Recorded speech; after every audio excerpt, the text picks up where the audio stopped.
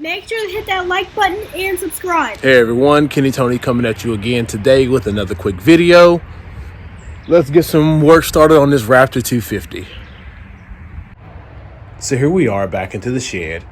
As you see, there are some parts laying around, but for the most part, the shed has been cleaned out really well. We're going to work on getting this shock off of the rear A-arm or swing arm. I'm going to get that sanded up real good and ready for some paint as well. I'm going to have to replace this chain slide. There is a rub through mark on, and there is a company that I saw on Facebook that makes some real good chain sliders and case protectors, case savers, so I'm going to buy one of those. We're going to leave this shock silver as we did the front ones, and we're going to paint the rear black, but it's going to take some work. So I'm going to take the carrier bearing out. While it's in there, actually, I'm going to tap it and put a grease zerk in it to see how that's going to work for us. I want to be able to have the ability to grease it from the back, and it is actually still good with no play and anything like that, so there's no need to replace this just for that. And I'm also going to get the wire wheel and see if I can clean this up a little bit, make it look a little bit better, and leave it the aluminum look when we put it back in. All right, swing arms in front of us.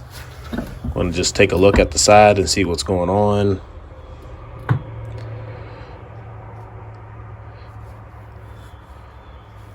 So we're going to get this bolt out here so that we can remove the shock. This bolt is a 17 millimeter. I would assume that it's a 17 millimeter on the other side as well.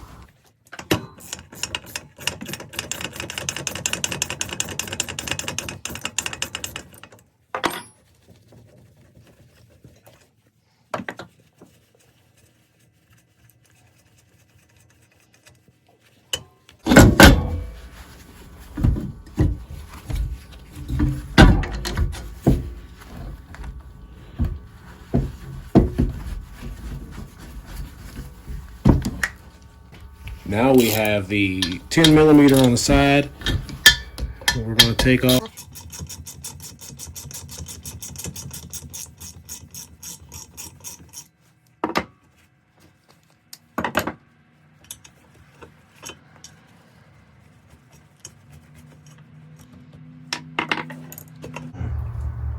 So the chain guard has a rub through spot right here. So this is going to get replaced because the chain will start to rub on the metal, as you see how it's set on there. So this is trash. Let's look at the swing arm. On this side, as you see, a lot of plate. I do have a bearing that we're going to go ahead and place in there as well. I thought about tapping this for a grease zerk as well, but we will see if that's necessary. I kind of like the idea of it.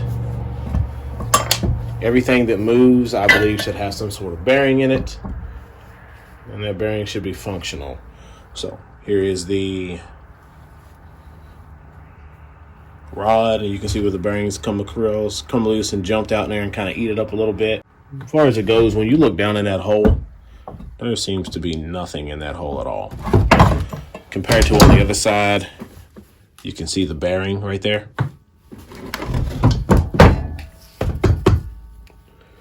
So, I'm going to get this area cleaned up, and we're going to get that other bearing down in there. As I just stated, this is one of the caps that's going to go into the end here. Like I said, it has the rubber gasket, and because you want this to be rubber and sealed off, lets me know that we also want this to have grease in there. We're going to make sure the bearing fits in there well. We don't have any major issues, like that hole isn't bored out too bad.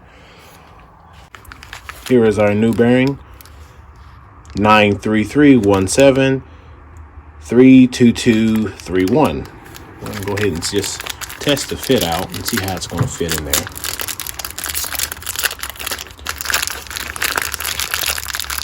Hopefully it doesn't just drop in. So No, it's going to take a little bit of persuasion to get in there, which I'm fine with. We just need to... I think the other one is just beat out and just bored out. So we need to work on getting that out of there.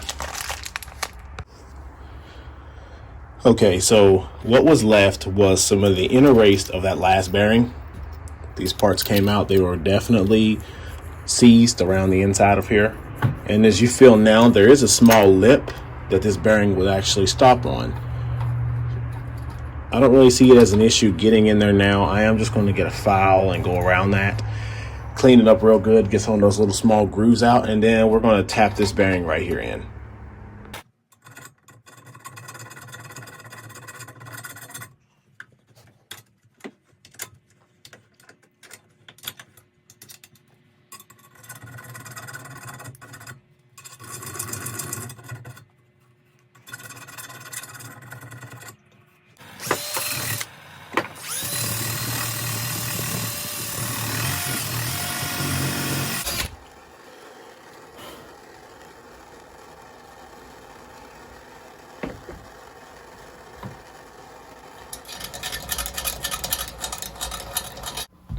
So what I'm going to do is find a socket that is the same as the outer diameter so I can tap it in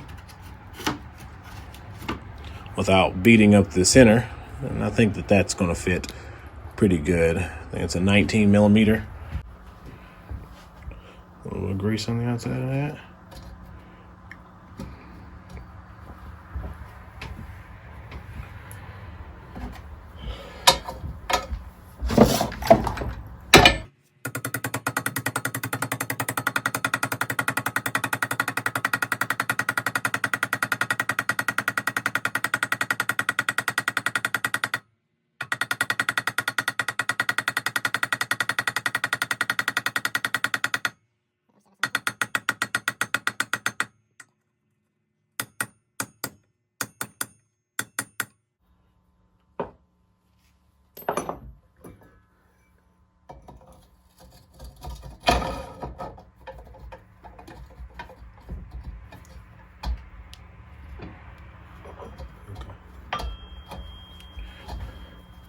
All right, so that fits in there nice.